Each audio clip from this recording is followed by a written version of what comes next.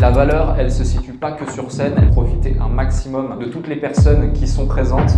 J'aimerais vraiment pouvoir réussir à montrer la réalité. Je suis content d'être là, je suis content de voir surtout autant de personnes heureuses d'être coachées et accompagnées par entrepreneur.com. Et ce contenu, je ne l'ai jamais délivré, ça peut réellement changer votre vie. Ça, c'est le genre de passage que des fois on coupe dans les enregistrements vidéo.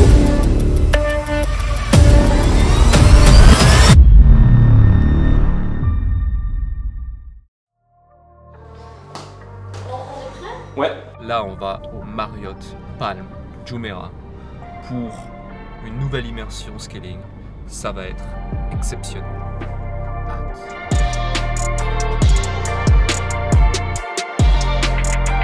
Première bonne nouvelle du jour, ils ont ouvert un nouveau restaurant japonais juste ici.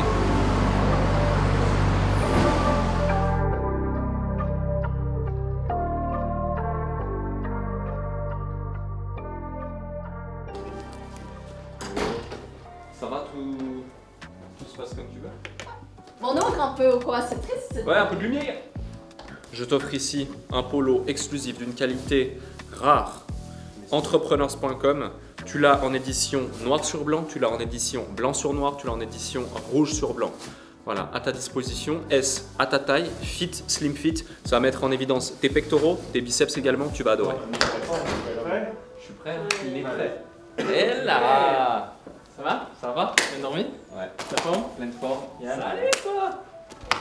My man! Comment ça va? Belle coupe, hein? Toi aussi. Après, moi, ça sera la pause, donc on pourra faire le switch des slides. Et puis voilà, on enchaîne, hein, bonne journée. Ton Red Bull. Boss. Bien ce matin. C'est pas un sport national, c'est pas. Donc là, pendant 3 jours, on a l'immersion scaling. C'est tout simplement une immersion où l'on invite nos clients du programme scaling. On croit dur comme fer au présentiel et c'est vraiment quelque chose qu'on veut garder. Pour ma part, c'est des immersions, des networking, des événements qui ont une grande influence sur mon parcours. À chaque fois, il y a eu des déclics, il y a eu des rencontres, il y a eu différentes choses qui ont fait que ça a une valeur inestimable à mes yeux. Et j'ai envie d'offrir cette opportunité, cette possibilité à chaque personne qui fait partie de l'écosystème entrepreneurs.com. J'espère que vous allez bien, que vous êtes en forme. Ça fait super plaisir de vous voir. Bienvenue à Dubaï. Pour celles et ceux qui reviennent, pour qui c'est peut-être la seconde immersion, ça me fait super plaisir de vous faire revivre cette expérience qui va être encore plus folle que la première. Pour ceux qui découvrent Dubaï, vous allez voir, ça ouvre l'esprit et ça permet de comprendre que l'impossible peut être possible à ceux qui se donnent les moyens. Ça va être très dense durant ces 3 jours. Je vais vous faire rapidement un petit point sur le programme, sur ce qui nous attend sans trop rentrer dans les détails parce qu'il y a plein de surprises qu'on vous a préparées. On a choisi Dubaï parce qu'en fait, ça te change ta façon de voir les choses, ta façon de penser. Moi, même lorsque je suis arrivé ici, avant même d'emménager là, je me disais, mais ici, tout est possible en fait. Et tu viens péter tes barrières limitantes et je m'étais dit dans ma tête, ah mais en fait l'objectif que j'ai là ici pour entrepreneurs.com, mais je peux le multiplier par 10, par 20, par 100, pourquoi pas. Deuxième point, changement de paradigme et changement complet d'environnement. Dernier point, il y a une qualité de service, une qualité de tout ici qui est juste exceptionnelle, qu'on ne pourrait pas avoir d'équivalence en Suisse ou à Paris spécifiquement.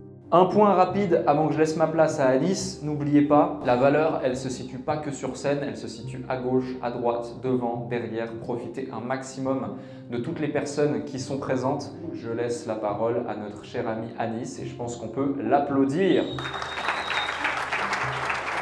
J'ai remarqué qu'au départ d'une aventure entrepreneuriale, on a tendance à s'imaginer que moi je peux avoir la vie que je veux grâce à l'entrepreneuriat. Et puis au début, on est plein de bonne volonté. Et les mois passent, les années passent et on se laisse porter, transporter par le business, par les clients, par le marché, par la société, par le quotidien de l'entrepreneuriat et à aucun moment on réévalue où est-ce qu'on va et qu'est-ce qu'on a envie de faire. Et c'est tout le sujet.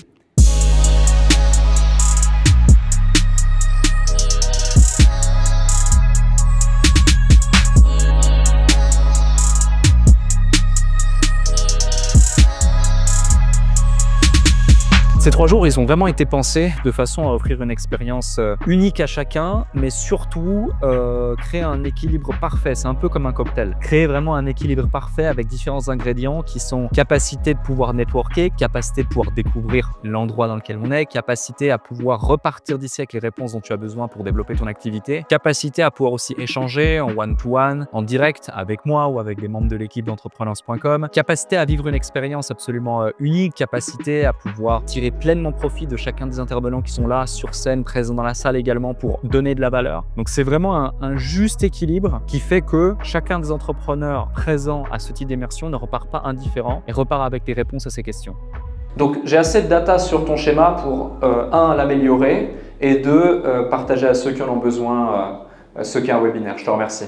Le but quand tu veux scaler, justement, c'est d'aller chercher le niveau tout en bas et de le faire monter progressivement vers un niveau de conscience plus élevé pour acheter. Donc comment on fait? Très simple. On va devoir faire des publicités. Mais pour faire des publicités, donc de l'acquisition payante sur Facebook, sur Insta, sur Google, etc., il va falloir se dire qu'il y aura 3 types de niveaux de publicité, donc 3 layers. Donc c'est pour ça qu'une des premières choses à faire selon moi, si aujourd'hui vous avez plusieurs systèmes d'acquisition mais vous pensez que vous n'avez pas tiré pleinement profit de l'un d'eux, c'est d'en choisir un seul, celui le plus rentable, celui le plus performant, celui qui a le plus de potentiel de marché et celui que vous maîtrisez le mieux ou que vous pouvez maîtriser le mieux, de façon à pouvoir vraiment aller chercher beaucoup plus avec celui-ci plutôt que les multiplier. En prenant cette simple décision, vous allez pouvoir vraiment tout changer parce que finalement, vous n'êtes pas en train d'essayer de creuser 8 tunnels à la fois, vous en creusez qu'un seul, mais vous le creusez bien.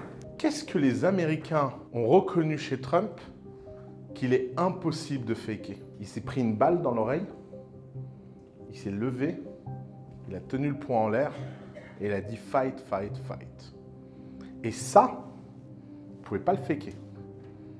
Parce qu'au moment où ce genre de choses vous arrive dans votre vie, vous êtes seul, l'émotion est forte et votre réaction montre votre nature profonde. Et ça efface tout.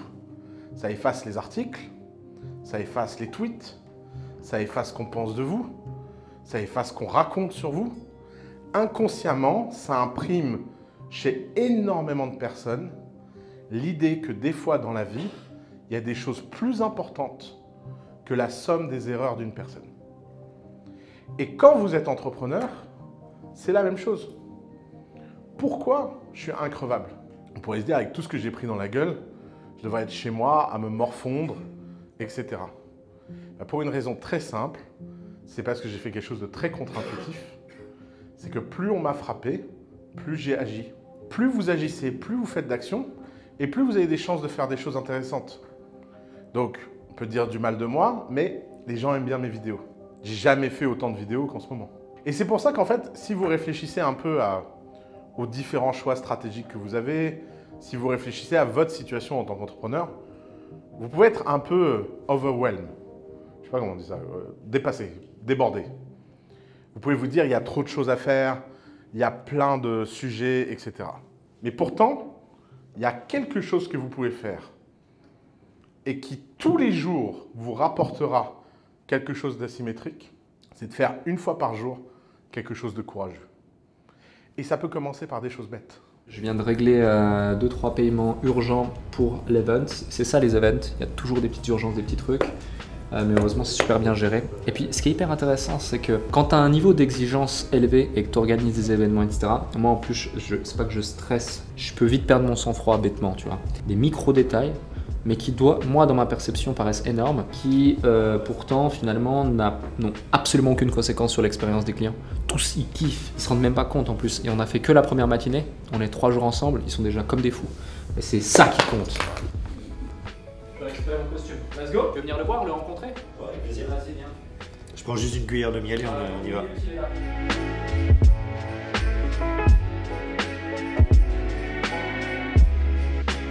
Magnifique. Donc j'ai les 3 chemises, j'ai le costume, on est bon. Les 3 chemises. Karim, merci hein. Là, tu sais que c'est bien le bon. C'est bon, c'est bon. C'est 92, je vois le rouge, je vois le truc, c'est bon. Ouais, j'aurais l'air d'un cran. J'arrive à un truc, un blazer rose pour femmes. Donc la performance n'a de sens que si elle est mesurée. Tout bêtement, vous voulez faire le marathon de New York. Si vous ne savez pas le nombre de kilomètres et vous n'avez pas un chrono, vous n'avez aucun moyen de savoir si vous allez atteindre votre objectif. Vous ne savez pas si vous avez fait 40 km, vous ne savez pas le temps, ça ne sert à rien. Le premier risque, c'est que, comme je viens de le dire avec cet exemple du marathon, c'est que vous ne pouvez pas vous évaluer. Donc c'est très difficile de changer, c'est très difficile de faire améliorer quelque chose si vous ne le mesurez pas. C'est-à-dire que vous allez prendre des décisions émotionnelles et non factuelles. On a une session extrêmement importante, aussi importante qu'intéressante de la part de Fabrice, sur concrètement les KPI, les indicateurs clés de performance dans ta boîte pour faire en sorte de piloter ton entreprise. Prendre des décisions avec exactitude, de manière rationnelle, pragmatique et non laisser place à l'émotionnel ou une sorte de feeling ou de sentiment de devoir mettre ça en place. Il y a beaucoup trop d'entrepreneurs qui ne sont pas des entrepreneurs, qui ont le sentiment de l'être mais qui ne le sont pas. Je m'explique, ils font encore toutes les tâches eux-mêmes. Ils n'ont pas conscience de la valeur de leur temps. Ils n'ont pas conscience de là où ils apportent vraiment de la valeur dans leur business. Ils n'osent pas déléguer ou ne savent pas déléguer, ils ne savent pas recruter, ils n'ont pas connaissance de leurs chiffres, ils n'ont pas de vision concrète, ils ne savent pas mettre en place de systèmes, que ce soit des systèmes de rétention, d'acquisition, de conversion. Et on a des boîtes qui littéralement font déjà 500 000, 1 million, 2 millions, 3 millions d'euros de chiffre d'affaires annuel, qui tournent très bien, mais où l'entrepreneur est prisonnier de ce système qu'il s'est créé. Donc notre but, au travers justement de sessions comme celle-ci, mais même d'immersion globale, c'est de leur permettre de prendre conscience de ça, d'avoir des outils concrets pour le mettre en place dans leur vie et de passer sur leur business plutôt que d'être dans le business. Donc quand vous devez prendre une décision, le meilleur moyen, c'est bien sûr, si vous avez la data, c'est de la collecter, de l'analyser, de la mesurer. Et si besoin, même aller chercher de l'autre data. Vous allez avoir maintenant sur le web, ChatGPT, Enco, tout ce qui est intelligence artificielle, une tonne de data où vous pouvez poser les questions à de l'IA, quels sont les KPI dans mon secteur, quels sont les taux de performance que je devrais avoir dans mon secteur, etc. Plus vous aurez de data, plus vous aurez des décisions factuelles et non émotionnelles. Ça se met en place, hein? Dans quelques heures, ils seront tous là assis, on va se régaler, passer une excellente soirée.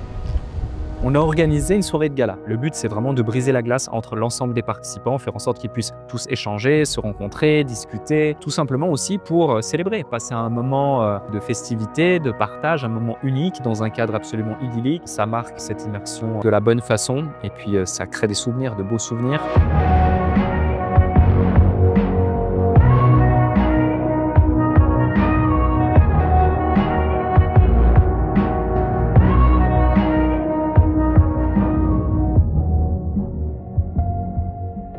On reconnaît les personnes avec qui on peut partager justement nos voyages par la capacité à celles-ci d'être présentes, de nous soutenir et de s'ouvrir, même quand c'est difficile.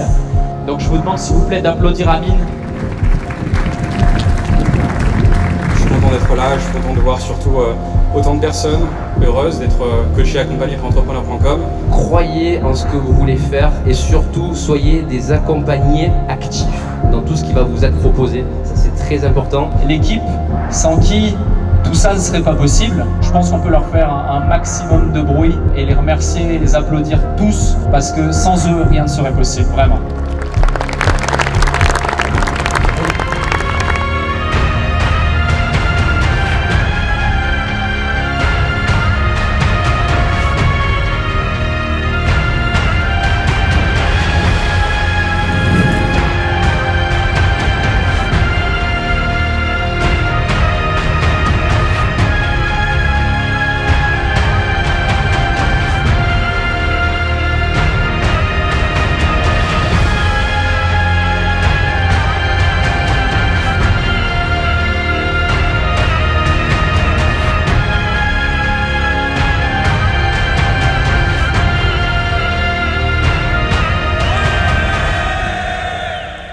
Est-ce qu'il y a eu un seul feedback négatif ou moyen ou autre qui pourrait être remonté pour améliorer l'expérience des clients demain? Il y en a, ils ont dû arriver dans la nuit, j'en ai vu. Ils étaient fatigués? Ouais, ils étaient fatigués. Mais après, ça, aussi, tu peux pas on a prévenu, hein. on a recommandé d'arriver un jour avant. Ok, également. tu vois, c'est juste ça. Maintenant, chacun fait comme il veut. Ouais, et comme il peut aussi. Ah, ils étaient éclatés, ouais. Ouais, certains. Demain, il y a la session sport en bord de mer.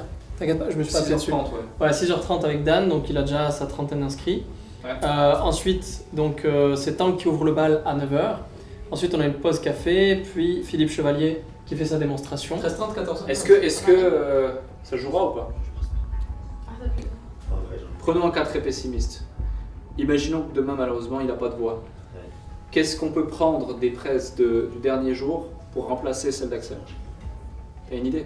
Ou alors tu laisses une session ouverte et ils peuvent poser ouais, des bon, j'avoue. Parce qu'en réalité, tu sais, ils ont tellement de questions, ils Ouais, n'ont jamais l'occasion de poser que vraiment c'est dédié pour poser des questions précises. Et tu coupes les sujets qu'on t'a envie de couper, puis tu dis ok, maintenant c'est next.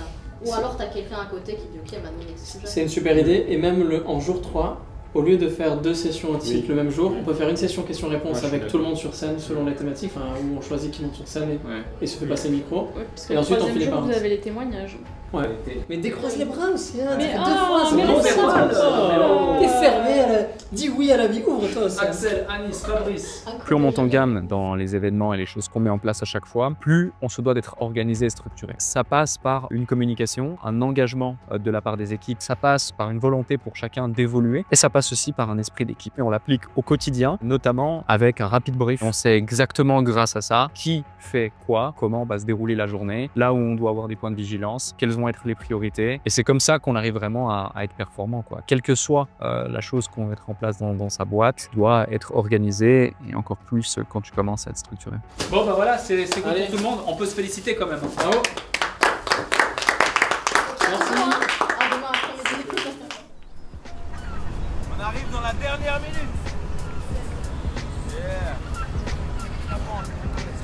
Là, on sprint. Regarde devant, Pierre. Yes. Et time. Bien joué tout le monde. Là, on arrive au deuxième jour de cette immersion et il commence très tôt pour la plupart des entrepreneurs qui sont présents avec nous. On sait à quoi s'attendre quand on réunit près d'une centaine d'entrepreneurs. On a automatiquement qui vont prendre des initiatives, qui vont proposer des choses et c'est ce qui s'est passé. Et qui du coup ont organisé là à 6 h du matin, très tôt, une petite expérience sportive pour se réveiller le corps et l'esprit sur la plage, devant l'hôtel. Donc vraiment chouette et merci à eux. Deuxième jour de cette immersion, ça va être dingue. Bon, le premier jour, vous l'avez vu, c'était quelque chose déjà. Et là, il est 8h30, 9h, on va reprendre avec mon cher ami Tang Nguyen qui a enflammé le dance floor hier soir, vous l'avez vu. Il est plein de ressources ce Tang, hein. Franchement, je crois qu'il a fait au moins 10 ans de breakdance. Je le savais au fond de moi, mais je ne savais pas qu'il allait spontanément comme ça sortir de sa cage et nous faire un show comme il a fait. Bon, on y retourne. Ça va? C'est passionnant, il faut rentrer. Premier problème technique de la journée, on cherche à faire sortir le son des belles vidéos de Tang sur l'écran. Est-ce qu'on va réussir à le résoudre? Moi je pense que oui. Bien sûr, il y a toujours des solutions, mec. Tu les avais essayés sur Canva en présentation directe? Ouais. En fait, si tu enlèves le truc du son, tu vois, ça tournait avant la vidéo, c'est vraiment le truc du son qui est là. Moi je mets. Toi tu. Ah, moi je suis là, je reste assis là. Tu mettras juste le micro. Ouais, t'inquiète. Le micro. Vas-y. Allez, live. Ok, on va pouvoir démarrer. En tout cas, c'était vraiment trop cool hier soir. Sans plus tarder, je vais laisser la parole à mon ami Tang Nguyen, qui est un entrepreneur hors pair. Vous le connaissez toutes et tous, je ne vais pas le présenter. Si vous êtes ici, c'est que vous savez qui il est également. Bonjour à tous. On a monté la société avec 10 000 francs chacun avec mon associé au départ, mon cofondateur. Donc vraiment pas de capital de départ ou très peu de capital de départ. Le groupe Swiss Rock va uniquement faire de la construction et de l'immobilier. À chaque fois qu'on avait des opportunités d'investissement, des opportunités de faire des nouveaux services, tant que c'était synergique avec le groupe et tant que ça restait dans la construction et l'immobilier, on a toujours dit oui, on accepte et on y va. Et en fait, on a fait évoluer l'expertise des équipes de manière plus en plus large et on a commencé à développer le chiffre d'affaires de cette manière-là. On commence avec une présentation de la part de Tang. Sa présentation, en gros, c'est comment, en l'espace de 10 ans, il est passé de 0 à 200 millions de chiffre d'affaires annuel, 250 collaborateurs également. Et concrètement, comment tu peux créer des empires en partant de rien, en expliquant étape par étape les éléments et comment les personnes dans la salle peuvent se nourrir de ça, en décortiquer les stratégies qui ont été appliquées et puis les implémenter dans leur propre business. Les gens ont adoré. Ensuite de ça, on a eu Philippe Chevalier, qui est du coup détective privé. C'était vraiment intéressant et ça démontre à quel point c'est important de se renseigner sur l'image qu'on peut dégager, puis faire attention à tout ce qui est sur les réseaux sociaux et j'en passe. C'est que votre réputation, ça fait partie de votre capital. Ça se calcule, c'est de l'argent. D'ailleurs, Quand vous mettez les pieds chez KPMG ou chez McKinsey ou chez Deloitte, quand vous entrez dans le bureau et que vous êtes assis dans le fauteuil de cuir, votre réputation a été scannée, vérifiée, analysée. Et si moindrement, ça présente un risque réputationnel, vous n'entrez pas dans le bâtiment. Alors voilà comment on travaille. On scanne l'intégralité du web indexé, Clear Web, Deep Web. On le fait avec une intelligence artificielle privée. En 7 minutes, on collecte absolument tout ce qui concerne notre cible, depuis que le web existe. Puis comme je n'avais pas un résultat qui était assez croustillant, j'utilisais d'autres outils. Puis ça, c'est le genre de passage que des fois on coupe dans les enregistrements vidéo. Donc j'exploite sans aucune gêne, avec plaisir, 200 listes de fuites de données personnelles. Je le fais de manière consciente, éthique et organisée. Ce n'est pas pour fouiller la vie des gens. C'est parce que les fuites de données personnelles, je les triangule. Je ne fais pas ça pour m'amuser. Je fais ça quand c'est vraiment une enquête lourde avec des drapeaux rouges, donc des choses intéressantes à aller chercher. Mais c'est pour vous dire que moi, vous, tout le monde, on a laissé des traces numériques partout et qu'elles sont exploitables.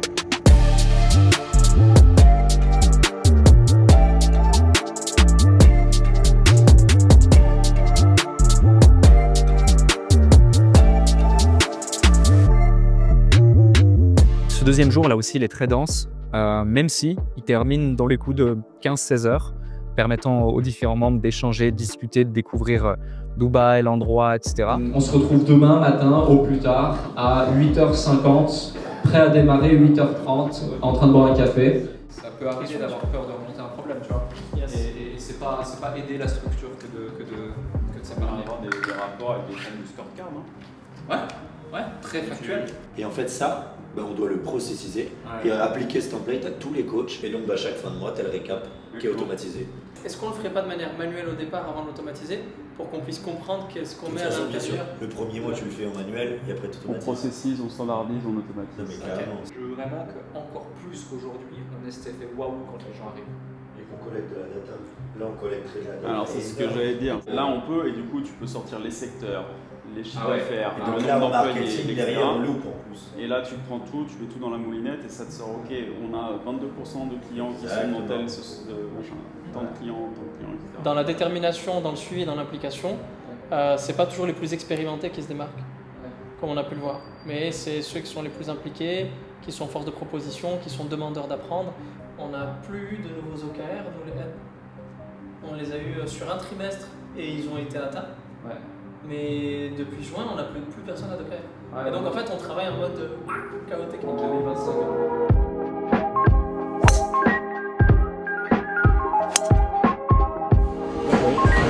Allez, ça fait des points ça. Il bug le système. Tu sens la tête du club, tu vas tomber. Et dans ta tête, psychologiquement, besoin de te donner à 10-5 mètres. Comme ça, tu ne vas pas la taper.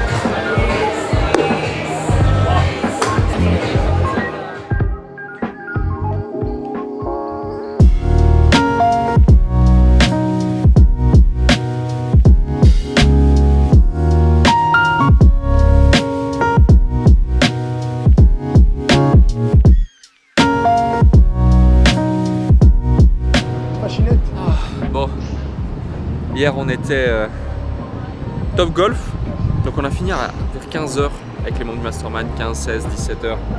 On a beaucoup discuté avec certains, 18h. Après je suis allé me détendre un petit peu, petite surprise de madame. Top golf avec l'équipe, avant ça une petite réunion. Et puis effectivement on est fatigué, donc qu'est-ce qu'on fait quand on est fatigué? On pousse à fond. On se met en énergie. Un petit réveil musculaire. Un petit réveil musculaire. Allez, go.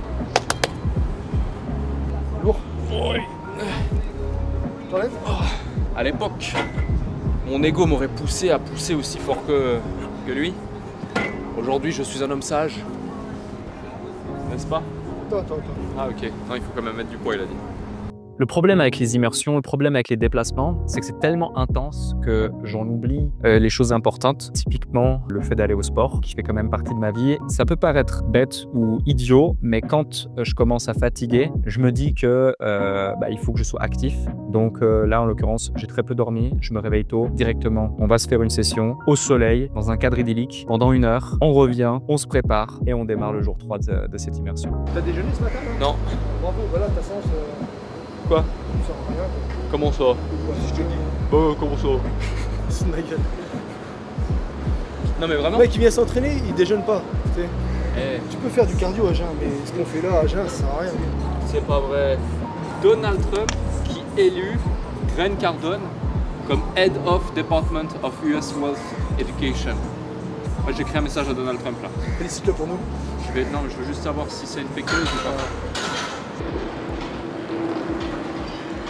Beaucoup me posent la question de pourquoi je crée la série derrière les réseaux, de l'autre côté des réseaux. En fait, les 2 premiers épisodes, je les ai adorés. Mais j'aimerais vraiment pouvoir réussir à montrer la réalité. Et la réalité, en fait, je me rends compte qu'elle n'est pas du tout intéressante pour beaucoup, hein, parce que la réalité, c'est moi qui travaille dans mon bureau, le matin tôt, le soir tard, toute la journée, etc. Donc là, c'est chouette, parce que pendant 72 heures, il y a de l'animation, il y a des choses, mais ce qu'on peut savoir et voir, et je ne sais pas si on le capte à la caméra, mais à peine il y a une pause, c'est un Slack, un WhatsApp ou autre, il y a une opportunité, j'ouvre mon ordinateur, je sors quelque part ou autre, je suis directement sollicité, happé. Et ça, c'est le quotidien. C'est-à-dire que le quotidien, c'est dormir peu, travailler beaucoup. C'est pas ce qu'on voit sur les réseaux avec uniquement les jolies stories, les jolis restaurants, etc. Ça, c'est pas la réalité, vraiment. C'est beaucoup de travail, c'est de la réflexion, c'est de la résilience.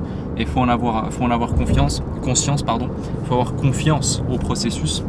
Et là, depuis des semaines, des mois, c'est pas un marathon qu'on est en train de vivre, que ce soit l'équipe ou moi, mais c'est une succession de sprints et il faut savoir pourquoi vous le faites.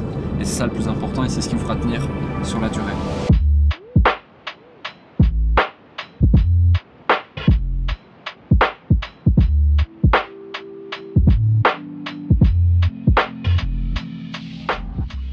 Tout ce qui va se passer dans les prochaines minutes, je vais demander à ce que ça ne soit pas filmé pour des raisons de confidentialité. Ce contenu, je ne l'ai jamais délivré publiquement, donc je veux vraiment vous donner un maximum de valeur, ça peut réellement changer votre vie.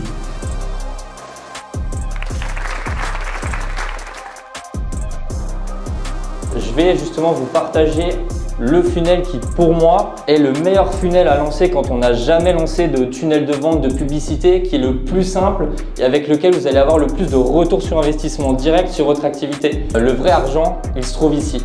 Je vais tout de suite casser la croyance du personal branding, mais comme je vous l'ai annoncé au début avec les créateurs qui se concentrent d'abord sur la création de contenu, eux, ils ne font pas d'argent. Vous ne voulez pas chercher de la monétisation TikTok avec les vues. Vous voulez avoir des clients pour votre business.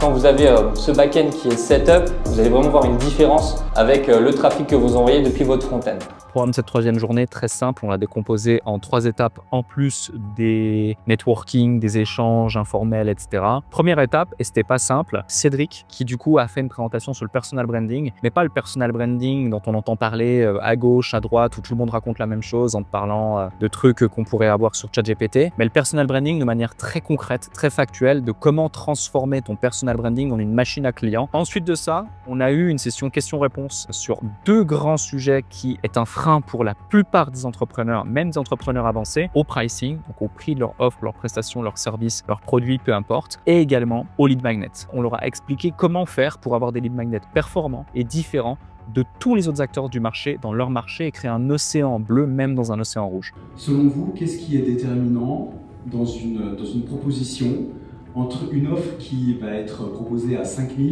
50 000 ou 100 000? La promesse, ce que tu permets d'atteindre, la valeur réelle et la valeur perçue que ça a, la douleur à laquelle ça répond. 3e point, l'urgence. 4e point, plus t'es cher, plus en général tu as une certaine singularité également. Le marché, le contexte, le timing, la stratégie de vente. Dernier point, c'est la légitimité, la notoriété.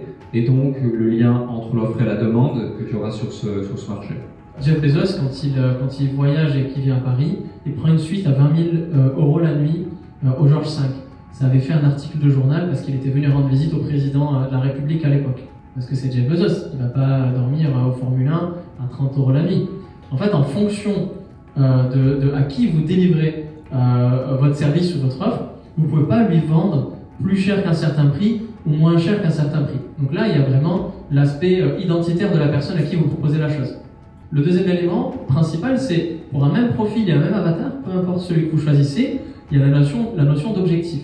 Si la personne qui a l'habitude de prendre des hôtels à 100 €, elle a un objectif de moi je veux juste dormir, passer une nuit vite fait et ensuite je reprends ma route. Elle va prendre un hôtel à 100 €, c'est dans ses habitudes.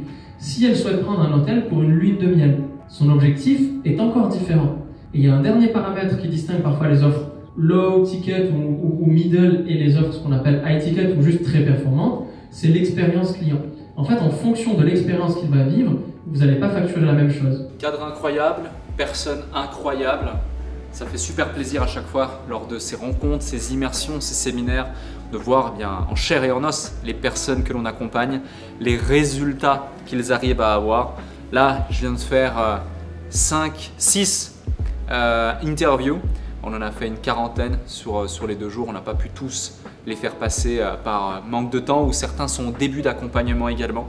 Mais en tout cas, c'est toujours un plaisir, un honneur de voir en quelques mots à chaque fois même pour certains l'impact que ce que l'on met en place a sur leur vie, sur leur business, sur leurs clients, sur leur marché. Et c'est pour ça que ça me confirme et ça me donne raison de continuer et au contraire même de toujours amplifier et d'avancer sur les objectifs qu'on a avec entrepreneurs.com. Pour moi, lorsqu'ils partent, c'est très simple. Ils doivent repartir avec de la motivation, ils doivent repartir avec un beau souvenir, ils doivent repartir avec la volonté de revenir et ils doivent repartir surtout avec un plan d'action concret. Aucun des participants ne doit repartir sans clarté, avec l'esprit flou et ne pas savoir concrètement ce qu'il va mettre en place le lendemain, le surlendemain, la semaine d'après, le mois d'après, le trimestre d'après pour pouvoir dérouler et avancer par rapport à cet objectif. Si quelqu'un hésite à choisir ou pas ce programme particulièrement parce que je le connais, je dirais qu'il est ultra complet. C'est vraiment moi ce qui m'a fait faire ce choix-là parce qu'il y en a d'autres programmes d'accompagnement, mais là il y a vraiment ce côté où il y a un expert dans chaque domaine. Donc moi c'est vraiment ce qui m'a rassuré. À partir du moment où on est accompagné par des gens qui sont à ce niveau-là du game, on ne peut qu'avoir des bons conseils et des bonnes stratégies à implémenter chez soi. Ça a du sens. Donc il faut déjà avoir le courage tout simplement de pouvoir se lancer et de pouvoir croire en ce qu'on fait. Il y a absolument toutes les ressources nécessaires pour se faire accompagner correctement.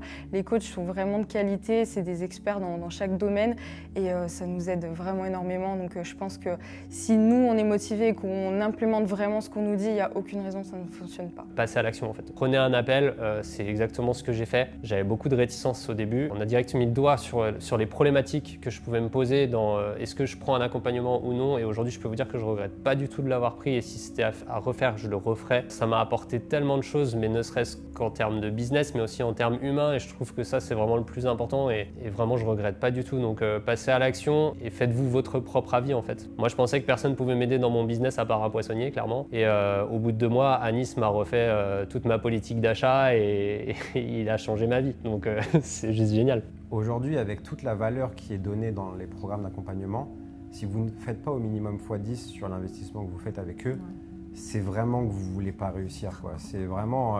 parce que nous, on n'a même pas exploité 10% de tout ce qu'ils nous apportent et on arrive à multiplier par 2 notre chiffre d'affaires. Et encore, on est à 1 millième de ça. Donc franchement, faites-le, vous ne prenez aucun risque. S'il y a quelque chose que je peux dire à quelqu'un qui veut rejoindre entrepreneurs.com, c'est juste vas-y quoi. Donc tu sais pas à côté de quoi tu passes. C'est tout simplement ça. Merci. Voilà. Merci à toi. J'ai peu de mérite finalement parce que je suis juste un élément dans l'équation globale. Tout ça est possible aussi grâce à l'équipe, que ce soit au niveau du livrable, de la com, de l'organisation event, etc. C'est un grand travail d'équipe, même ceux qui ne sont pas là. Et puis aussi, c'est surtout grâce à vous. Donc on peut vraiment se féliciter et s'applaudir. Et puis merci pour ces 3 jours, c'est un plaisir. Merci.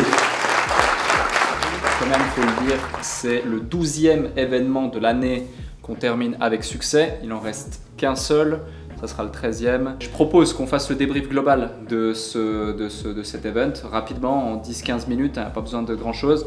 Moi, ce que j'avais remarqué qu'on avait fait à Aix, en plan B, on ne sait pas pourquoi, c'était en fait nos tables par thématique. Au plus tard, genre au 10 février, maximum, on ait la liste complète, le nombre complet, et que donc du coup on peut penser le plan de table et le plan des trucs, et donc ça sera ultra fluide aussi au niveau des interactions et de la structure et des sessions, quoi. À la fin d'une immersion comme celle-ci, je me sens satisfait, je me sens rempli, je me sens reconnaissant, en gratitude de tout ce qu'on met en place, fier aussi. Mais en même temps, je me sens, je ne vais pas dire déçu, c'est pas le mot, mais insatisfait personnellement parce que 3 jours c'est trop court pour connecter, pour échanger. Lorsque je vis l'immersion, je suis tellement dans l'instant présent, dans la volonté que ce soit parfait, dans ce stress presque de vouloir que ce soit génial, alors qu'il n'y a même pas de stress à avoir. C'était parfaitement exécuté, parfaitement organisé, cadré, etc. Mais j'ai encore ce truc de ne pas pouvoir, tu vois, prendre le recul nécessaire. En fait, ça s'arrête jamais. Ça s'arrête jamais. On est dans cette course perpétuelle